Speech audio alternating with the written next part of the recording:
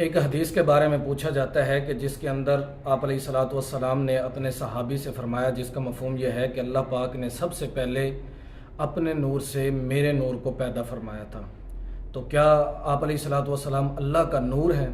تو اس سے مراد یہ ہے کہ اللہ پاک نے آپ کے نور کو بغیر کسی واسطے کے پیدا فرمایا تھا۔ جیسے کہ انسان ہے، اس کو اللہ پاک نے مٹی کے واسطے سے پیدا کیا ہے، اسی طرح جن ہے، اس کو آگ کے واسطے سے پیدا کیا ہے۔ تو اس سے مراد یہی ہے کہ اللہ پاک نے آپ کو بغیر کسی واسطے کے پیدا فرمایا، آپ کے نور کو۔ اگر کوئی شخص یہ کہتا ہے کہ اس سے مراد اب اللہ پاک نے اپنی ذات سے حضور کی ذات کو پیدا کیا ہے، یا اپنے ذات کے نور سے حضور کی ذات کے نور کو پیدا کیا ہے، تو یہ صریح کفر ہے، اس سے آدمی کافر ہو جائے گا۔ خلیفہ ہارون رشید کے دربار میں ایک عیسائی نے علامہ واقدی سے مناظرہ کرتے ہوئے کہا کہ آپ کے قرآن کے اندر ہے کہ حضرت عیسیٰ اللہ پاک کے بیٹے ہیں، تو کیونکہ عیسائی جو ہیں وہ 3 خداؤں کو مانتے ہیں، ایک اللہ پاک کو، ایک حضرت عیسیٰ کو، اور ایک حضرت جبریل کو۔ تو آپ نے فرمایا وہ کیسے؟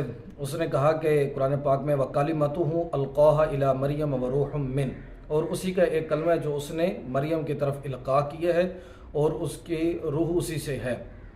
تو فرمایا کہ یہ روح سے مراد حضرت عیسیٰ ہی ہیں، تو منہ سے مراد یہی ہے کہ یہ اللہ پاک کی جانب سے ہی ہیں۔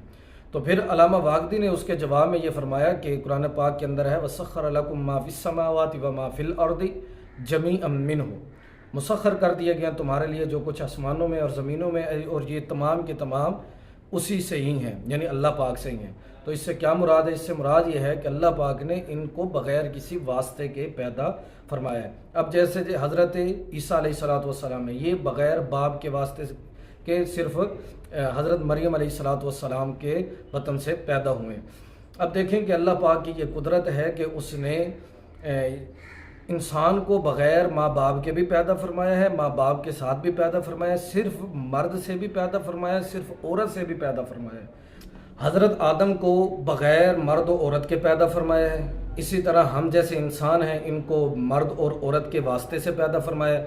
حضرت حوا جو ہے ان کو صرف مرد کے واسطے سے، اور جو حضرت عیسیٰ ہیں ان کو صرف عورت کے واسطے سے۔ یعنی اللہ پاک نے یہ فرما دیا کہ میں بغیر مرد و عورت کے بھی انسان پیدا فرما سکتا ہوں، مرد و عورت کے ساتھ بھی، اکیلے صرف مرد سے بھی، اکیلے صرف عورت سے بھی۔ تو اس سے مراد یہی ہے کہ اللہ پاک نے آپ کے نور کو بغیر کسی واسطے کے پیدا فرمایا ہے۔